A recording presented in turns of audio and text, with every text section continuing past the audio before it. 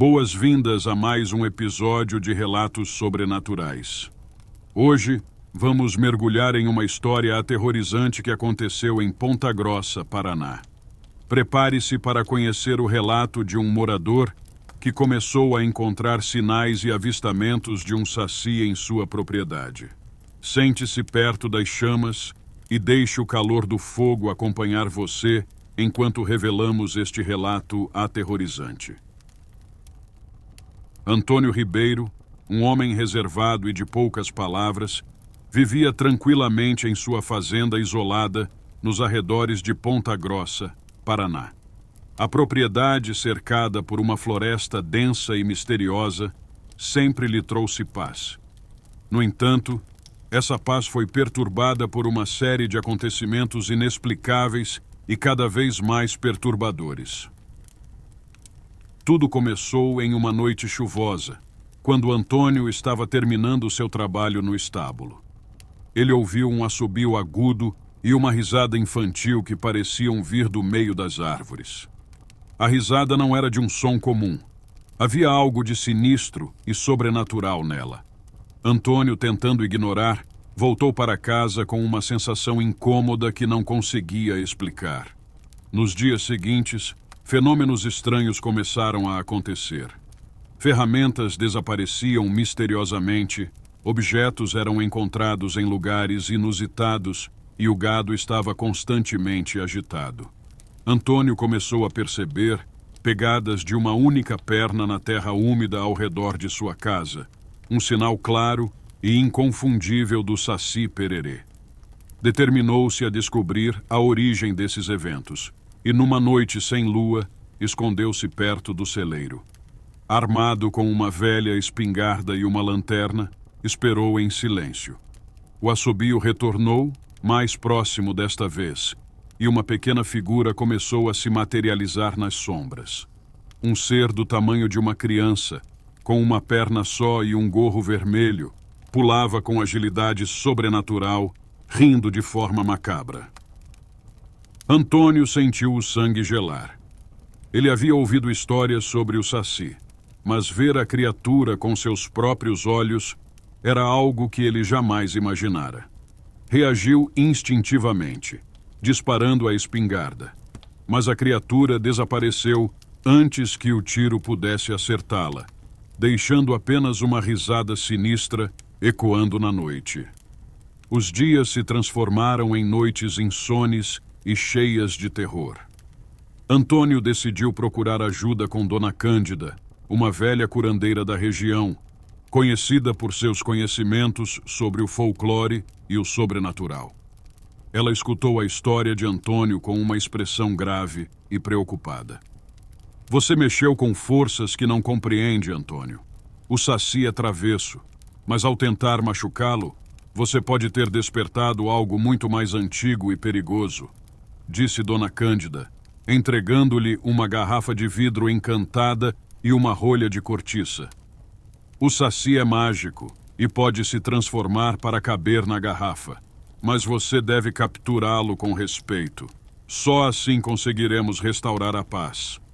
Antônio seguiu as instruções da curandeira, preparando a armadilha com uma mistura de esperança e medo. Naquela noite, o assobio voltou e o Saci apareceu, dançando entre as sombras. Antônio, com o coração batendo forte, esperou o momento certo e, com um movimento rápido, lançou a garrafa encantada na direção do Saci. A criatura, pego de surpresa, foi sugado para dentro da garrafa, que se fechou imediatamente. Por um momento, tudo ficou em silêncio. Mas então, um vento gelado começou a soprar pela casa e sombras mais escuras do que a própria noite começaram a se formar ao redor de Antônio.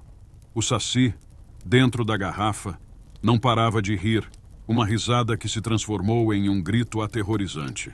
Dona Cândida chegou à casa de Antônio ao amanhecer, sentindo a presença opressiva que dominava o lugar. Ela realizou um ritual de purificação, mas ao invés de aplacar as forças, elas se intensificaram. De repente, uma figura emergiu das sombras. Um espírito ancestral, muito mais antigo e poderoso que o Saci. O que você fez não pode ser desfeito tão facilmente, disse o espírito com uma voz que parecia vir do próprio abismo. Esta terra é guardada por forças que você não pode compreender. O Saci era apenas o mensageiro. Agora você deve pagar o preço. Antônio tentou pedir perdão, mas foi inútil. As sombras começaram a envolver sua casa, e ele sentiu uma pressão esmagadora em seu peito. Dona Cândida, tentando proteger Antônio, começou a entoar cânticos antigos, chamando pelos espíritos benevolentes da floresta. Mas o espírito ancestral não estava disposto a perdoar. Você perturbou o equilíbrio, continuou o espírito. Agora, você deve pagar o preço. Com um último esforço, Dona Cândida conseguiu criar uma barreira de proteção ao redor de Antônio. Você deve deixar este lugar, disse ela ofegante. Leve o Saci para longe e liberte-o com respeito.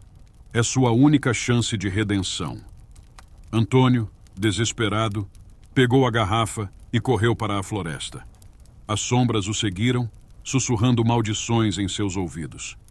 Quando chegou a uma clareira distante, ele colocou a garrafa no chão e a abriu com cuidado. O Saci saiu, ainda rindo, mas com um olhar mais sério. Você aprendeu sua lição, humano, disse o Saci. A floresta tem suas próprias leis, e você não deve interferir. Antônio assentiu, sentindo um alívio misturado com um terror profundo. O Saci desapareceu nas sombras, e a pressão opressiva começou a diminuir.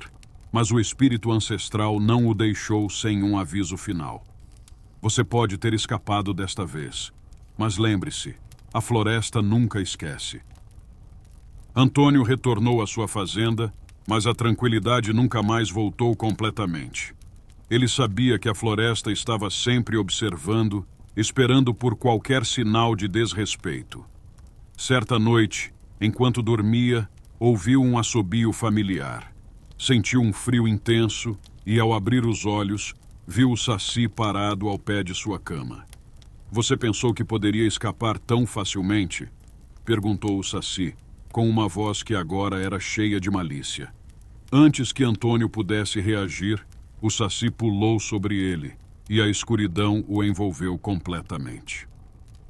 Na manhã seguinte, Dona Cândida encontrou a casa vazia. A única pista do que havia acontecido era a garrafa quebrada e um pequeno gorro vermelho deixado no chão. Antônio nunca mais foi visto. Dizem que sua alma foi levada pelas forças da floresta. Um lembrete sombrio de que há coisas na natureza que não devem ser perturbadas. E assim termina o relato de hoje. Espero que tenham sentido a mesma tensão e mistério que Antônio sentiu naquela noite. Até o próximo episódio de Relatos Sobrenaturais, onde novas histórias assombrosas esperam para ser contadas. Boa noite e lembrem-se, às vezes, o desconhecido está mais próximo do que imaginamos, apenas esperando para ser descoberto.